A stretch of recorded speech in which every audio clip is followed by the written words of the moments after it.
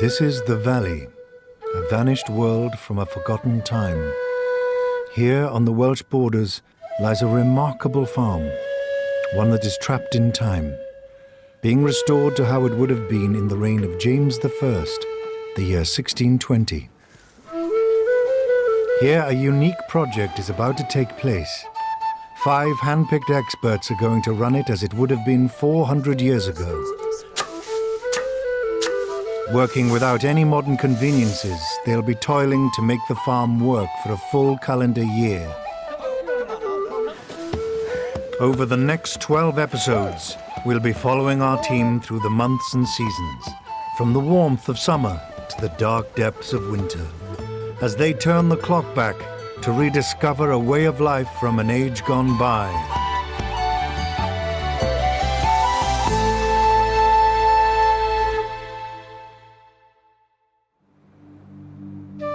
This farm, situated in a Welsh valley, was abandoned in the 19th century. Over 150 years later, a project began to restore it. Over the last 17 years, the foundations of a 17th century farm have been relaid. Although the site is taking shape, there is lots that still needs to be done in order for it to function as a fully working farm. Our team are going to take on the challenge. Although modern health and safety laws mean they can't actually live here, they're going to work here on a daily basis. They'll wear period clothing and cook and eat food from the era. They'll be turning theory into practice, doing everything by hand, using only tools and materials available in the year 1620. A small hill farm like this would usually have been run by a farmer, his wife and children, assisted by some servants and labourers. Following in their footsteps is Stuart Peachey, a historian specializing in the food and farming practices of the period. He's been closely involved with rebuilding the site since the beginning.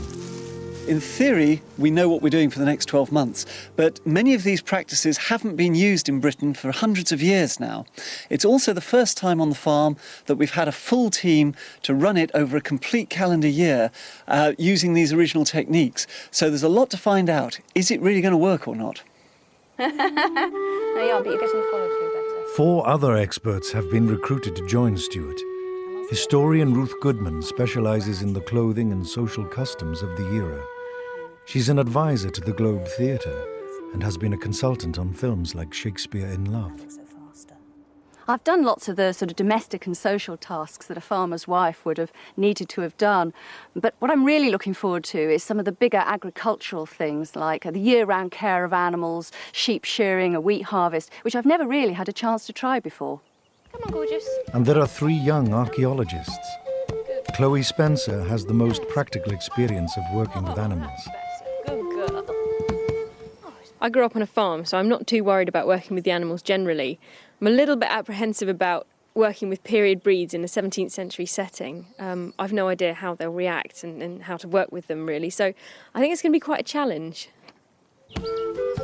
Alex Langlands and Peter Ginn, nicknamed Fonz, are going to be supplying much of the heavy labour. They're old friends who've excavated many archaeological sites. I'm really looking forward to throwing myself into these big agricultural projects. We're going to have to be ploughing, we're going to have to be shearing the sheep, and at the end of the year, hopefully, we're going to be harvesting. But it's one thing to read about it, it's another thing to be faced with the task of actually having to do it. Ever since I was a kid, I've always wanted to be a farmer, so this represents a fantastic opportunity for me, but having to try and get this farm to work without modern machinery and using tools from the period, that's a real daunting task. It's September, and after a few days settling in, now the team really have to get to work. This is the month that kicks off the agricultural calendar. The most urgent task is ploughing. They need to get a crop of wheat into the ground if they're going to have anything to harvest next summer. This. Come on, nearly there. As was common for small farms of the period, a team of oxen, Arthur and Lancelot, have been brought in to help. No problem. Their handler is John Johnston. Oxen were the mainstay of a lot of farms in the good old days and used to have teams varying from a pair up to 8. The competition was the horse, but at the end of the day, the horse in Britain wasn't eaten. And in Britain, we still eat oxen, and of course that was the difference in economics. I've never actually ploughed before. I mean, I've read a lot about it, and certainly this plough looks the part, but, you know, I'm really looking forward to this, see how this develops. Do you need a hand there, Martin? No, it's done. How's this plough looking? Not bad, just back it up a little bit, please. That's it. All right, get ready, boys. OK, come on, steady, boys. Just walk on gently.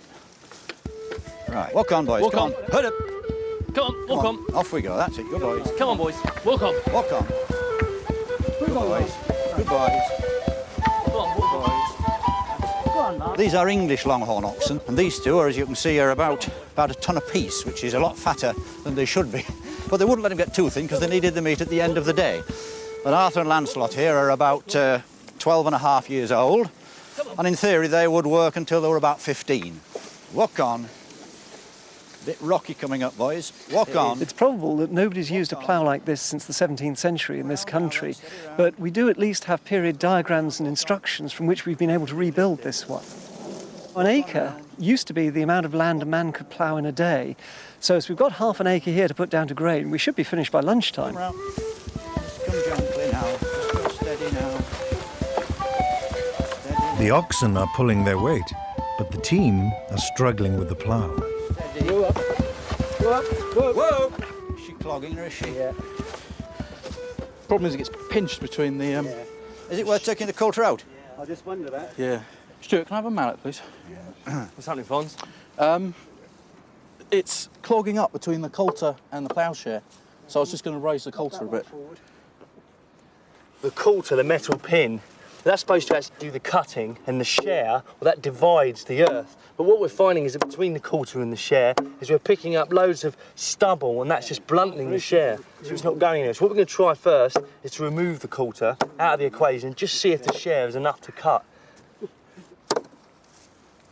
Whoa. Whoa. Indoors, in the well house, Ruth and Chloe have to master one of the most essential tasks of a 17th century farmer's wife, baking bread. First step is lighting the bread oven. Like most bread ovens 400 years ago, you actually light a fire inside the oven. And then, as it burns, it heats the stones or bricks around the space. And then you can take the fire out, and it'll be the hot stones themselves that do the cooking. Because these are such fine twigs, they're all this waste material, they're really actually springy and difficult to get into the oven. Are we full? Oh, excellent. Yeah. I usually find the best way to get this lit really quickly is to put a handful of hay in under the faggots. We're aiming for a temperature to cook bread. So, you know, if you're on your oven at home, if you've got a dial, you want something like gas mark 7.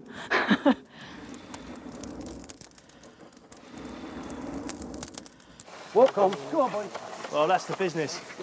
Excellent. Good boys. Good boys. Good boys. Ah! OK, so we're not gathering clag anymore, so we're good. That's been the problem then, I think, isn't it? We're starting to get into the ground at last here, but it's not perfect yet. It should be turning a nice sod on one side only, but at the moment it's just scratching a groove across the ground. But it's progress. All right. OK. While the bread oven warms up, Ruth and Chloe can get on with making up the dough. A farm like this probably would have been making 2 or 3 times a week. Not every family would have had their own bread oven. So often in villages you'd have had a communal bread oven. You'd make your bread at home and then take it along to the oven to be baked. That's why you prick it and poke it and mark it with D, like in that marvellous nursery rhyme, so you know which one's yours. How's yours? Oh, I think I'm about there, actually. Yep. If we pop these to rise. OK, I'll go on a cloth. Yep. Walk on. Walk on, off we go. Come on, boys. Come on. Come on. Off we go. Walk on. Get on. Come on, Lance, get up. The ploughing is going slower than expected. At this rate, the team certainly won't be finished by lunchtime. Walk on. They may be struggling to finish before nightfall. Hurry up there. Go on, hurry up. Come on, Lance. You're lagging again, aren't you, old boy? Come on. Come around, boys. That's it. Round, and Good you want to get boys. this in position, yeah. Good boys. Walk Using a plough is all about technique. on. Walk on. Walk As well as maintaining a straight line, they have to make sure the plough drives deep into the soil. Come on, that's Come on, it. Lancelot. Walk on. Come on, lads. I'm doing a wee bit of plough surfing here because I'm adding extra weight because the ploughshare kept bouncing out. but now the two of us putting the weight on it means it's biting, and we're getting some pretty good furrows, pretty deep. They look like modern plough furrows. Steady, Arthur, steady. Come on, boys. Walk on. Come on, Lancelot. Good, boys. OK, we're coming to turn round. Right, jack out. Whoa! Whoa. Right, you're out the way? I'm out the way. Here it comes. Now that the bread oven's up to temperature, Ruth and Chloe need to rake out the embers. No time to waste doing this. We've got to get the bread in and the door closed before we lose too much of that heat. Right. 3 on there? Yeah. 1, 2. It's quite a big bake we're doing this week. I reckon this will probably last us the best part of sort of half a week or so. Oh, cloud of steam there. OK. All right. Once the bread's in, we put the doors up and then you seal it round with a bit of flour and water paste. In comparison to a modern oven, it's an awful lot of faff and work. However, the cooking times are fairly similar to a modern oven, and you get a lot of useful cooking heat out of one burn. The heat is in the stones, and gradually that temperature's coming down. So as long as you've got the food lined up in the right sort of order, you can bake a series of things from one burn. Good boys, walk on. Walk on. It's been a hard but successful day ploughing. By late afternoon, they've done almost half the field. Walk on. Come across. That's it. Pull them across a bit. It's really going well now. We've quite literally got in the groove. Walk on, come on. It's fantastic. We've got a plough that's been made to period specifications. We've got period species of oxen, and it's really working. Good boys. Thrilling, absolutely thrilling. Walk on. Hey, come on, zoom in. Ho! Come on, Lancelot. Come on, hey up. OK. Let's see if he's done. Lovely. Knock him on the bottom. Oh. Yeah, I think that one sounds right, good. isn't it? Of course, these loaves got a little bit of ash and charcoal on the bottom of them, so we didn't want to spend too long cleaning the oven out. It would be ridiculous to do so. So the bottom crust is always just that little bit dirty, and that's why some people in the sort of posher houses would slice them that way instead of that way, so that you get an upper crust and a lower crust. And obviously the posh people ate the upper crust, and that's why we sometimes refer to them as members of the upper crust. Walk on. Ooh, what was that? Come on, walk on. I'm remarkably impressed, actually, as to how well they've done in these 1600 conditions. And once we got the plough something like right, the boys have sort of knuckled in, and they really are pulling away quite well here. It must have been fairly hard work, though. I can tell you we haven't done an awful lot, but we're all sweating here, including the oxen. But they do seem to like yoke on, and once the plough's dug in, they will pull away. It's sort of instinctive to them somehow. Pleasantly surprised. You can do it, boys. Come on, walk on. Ho! Come on, Lance. 8 hours in, and the team are well on the way to finishing the field. It's been tough, but rewarding, even if they've been ploughing at about half the speed of a 17th century oxen crew.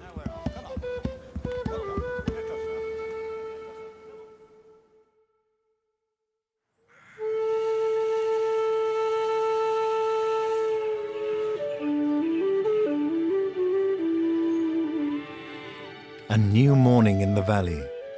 Time for the team to don their specially made period clothes. For Ruth, that means fighting her way into a corset. This one is stiffened with wood down the centre. That's this bit here. It's just it's a bit like a wooden ruler. And then the rest of it is stiffened with bents, which are just sort of reeds. Sometimes these were like removable, and they were carved with sort of, because it's next to your heart, with sort of love things. You know, it might be something that a sweetheart would give you. And there is one really nice little one that survives, that's got written down it, to my dear sister, and don't break this one. So hot, don't they? Not a hot day in this beach. Like labourers of the time, Alex and Fons are kitted out in woolen breeches. We're just getting used to the breeches now. Although I'm finding mine a little hot, to be honest. They're linen lined and then made of wool, so in this warm September I find it does get a little bit sweaty in there. It's a little bit strange wearing half-length trousers the whole time. But if they're full length, you rarely wash woolens and they just get covered in dirt. Yeah, so they do have their plus Yeah, points. socks and shoes just easier to wash. You can just take them off and bang, it's done.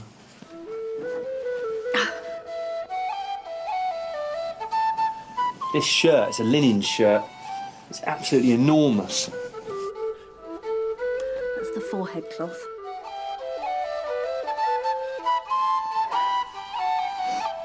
It's always the first workout of the day, trying to get into one's doublet. It's a bit of a palaver getting dressed. Still, ready for action now.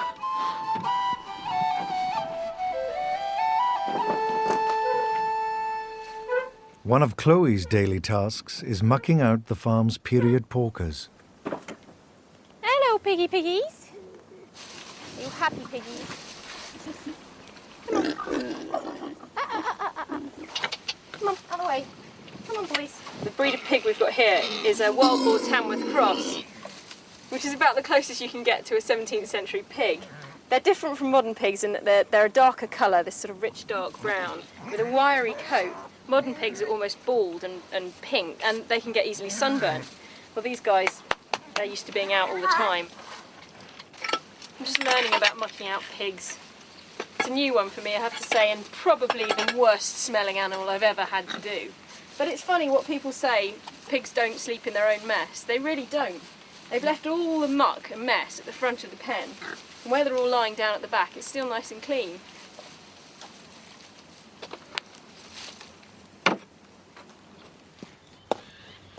September would have been the time to bring in the first of the apple harvest. Stuart's preparing refreshments for a long day ahead. This farmhouse began life as a medieval longhouse. So originally you'd have had cattle at that end and the residents living cheek by jowl with them down here. But like many English farmhouses, it was upgraded in late Tudor times so that instead of the cowshed, you now had a grain barn at the end and you no longer had the waft of excrement around you as you were sitting in your living quarters. The very hub of the farmhouse was the hall, and that in turn centred around the great fireplace. Here the women would have cooked, the men would have come in to join them for the evening meals, and all of them would have sat around the fire socialising in the evening, drinking their strong beer at the end of the day. It was very much the living room within which all social and domestic activities took place.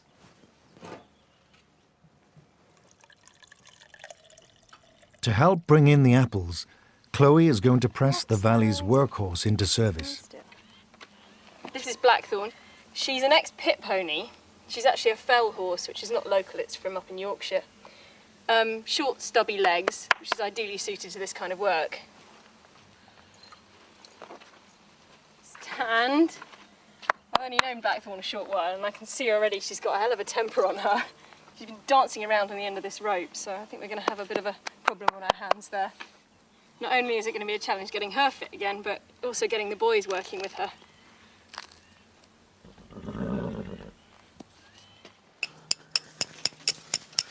It's my turn to light the fires this morning, and unfortunately it's not a simple case of flicking a switch or even striking a match.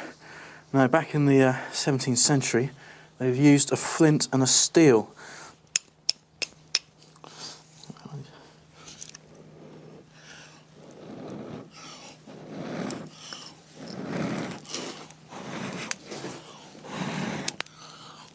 Doesn't always work that quickly. But for me, thankfully this morning, this is going to be a relatively easy job. This is actually quite similar to a modern lighter. A modern lighter has a flint and it also has a steel, and you roll the flint across the steel. Instead of gas, we've got a little bit of tinder, which is basically linen that's been burnt, and that lights the straw, and hopefully that faggot's starting to take. And now we have a fire. Excellent.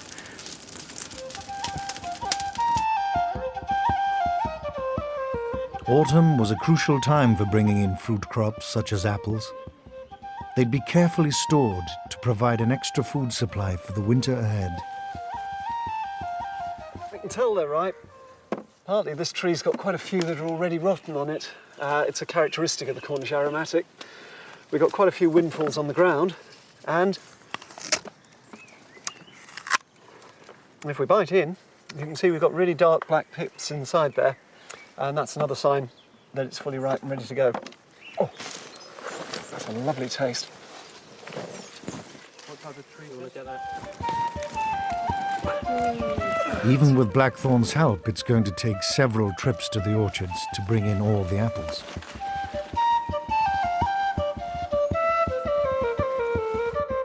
Some things never change. 400 years ago, the end of a long day marked a chance to relax and enjoy a few beers. It is tiring. I don't think it is as tiring as I thought it was going to be. I mean, it's just a case of once you get used to it, you get into that routine. I'm certainly noticing that I've become a lot fitter. If you're out doing a job all day and you kind of say to yourself, I must get to that point by the end of the day, and you're just invigorated. And I don't know whether that's the experience, whether that's something that they would have felt back, you know, all those many years ago, but for me, I find that very kind of, there's a bit of a buzz, really. I think the biggest surprise for me is how easy it's been to actually just absorb yourself into the life. You find yourself just taking to it as like second nature. You just forget. I mean, you really do forget things like TV and rush hour traffic and all that kind of just painstaking part of modern day life. How you getting on? I'm dry. Me too.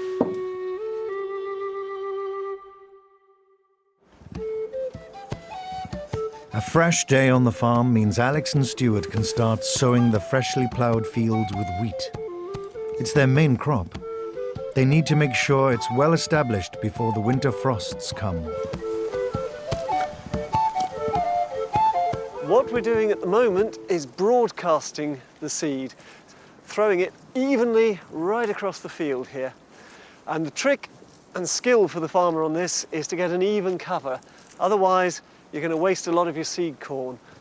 William Fitzherbert, he's a chap who wrote a farming manual back in the 17th century, and he describes broadcast sowing. He says you put the left foot forward and sow with the right hand, and then the right foot forward and sow with the left. But the problem I'm having is my left arm doesn't seem to be working. I'm just dropping it on the floor, so I'm having to resort to just using my right hand. So I'm sowing with a bit of a kind of backhand technique this way and a forehand technique this way, very much like table tennis, which I'm notoriously bad at.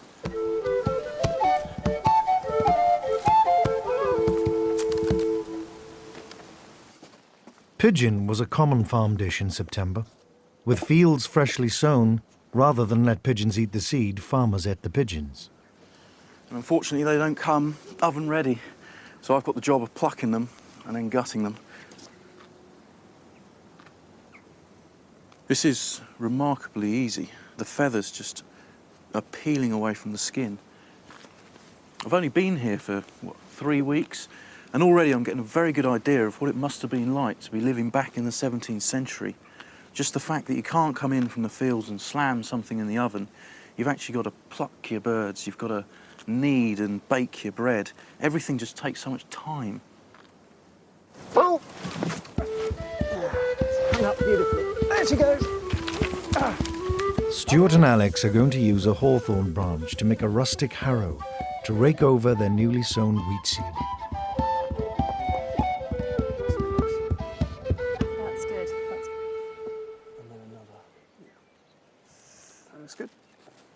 Moment of truth. Ready? To make sure the hawthorn spikes knock down the furrows, they've tied a log on the back to add some weight. It's the first real test for Blackthorn. What a good mare. Oh, you know what you're doing, don't you? Come on, walk on. September is a great month for food. There's loads of things available. We're going to have some apple fritters today with the apples that we picked out in the orchard. And farm gardens 400 years ago were full of produce at this time of year. After hours of plucking, Fonzie's pigeons are now ready for the pot. The recipe we're following is about 400 years old and comes from an Englishwoman's handwritten personal book that funnily enough, passed into the ownership of the Washington family. And George Washington's wife owned it. It seems to have come down her side of the family rather than his. To boil pigeons with puddings. When your pigeons are clean dressed, boil them in water and salt. So if you want to pop those in, Fonz, and give it a couple of pinches of salt.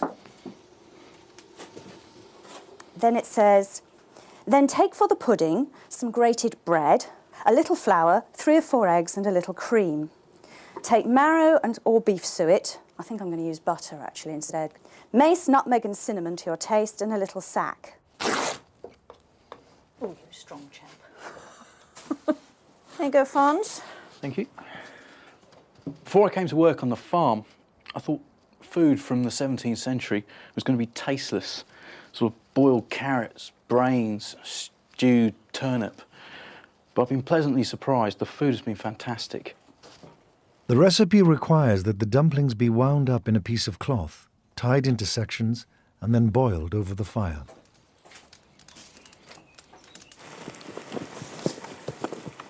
The rustic harrow they're using is based on one depicted in a period illustration. Looking at it, I think we might have done better if we put a second log back towards the tail end to flatten out the back of the bush. But we're getting a reasonable sweep. That might just broaden out how much we do. The trick now is going to be steering the horse, because we should be working systematically from side to side of the field, but that's going to come with a bit of practice. Puppy. I can't get to walk in a straight line, Chloe. Hang on. Take her. We're using another recipe out of this book entitled To Stew a Dish of Mushrooms.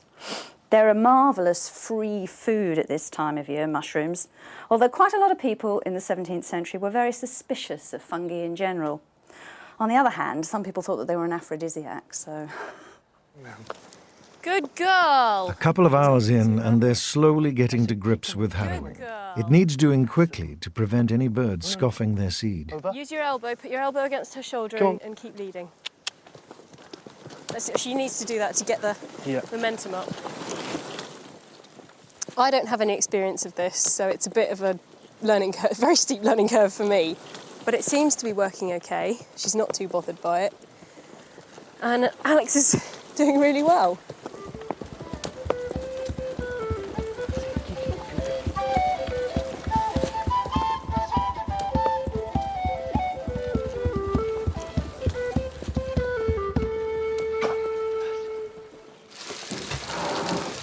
Indoors, supper's nearly ready. The apple fritters are sizzling nicely. Good evening. Good evening. The team's first month on the farm has gone well. Their first major tests, ploughing, sowing and harrowing, are done. How am I doing with the horse then? Okay? She's, getting there. Getting there? Yeah. Well, you've got another 11 months to prime me. God. Ooh, here comes Fonzie's birds. Lovely. Oh, they're delicious. Oh, they're dripping. You got enough room? Just about. Nice, Oh, look at that. One thing that farmhouse tables still lacked at the time were forks. They were something new to Britain, imported from Italy and used only by the gentry. Ordinary folk had to make do with knives, spoons, and their hands. There we go, look at that. Oh, yeah. But all dumplings Bring your plate over. Yes. Delicious. That pigeon is fantastic. No, the time has just flown by. We have sort of slipped into things quite easily here. Maybe I'm speaking too soon. We do have the winter to go. We don't. Maybe you're speaking for yourself. It'll be a year before Stuart, Ruth, Alex, Chloe and Fonz find out how well their wheat crop has done. In the meantime, they'll have plenty to get on with. Next time in the valley, it's October. Time to get the pigs out into the woods. Keep those pigs under control! The team have to bring in the pears and put them into store. And there's a cowshed to be built.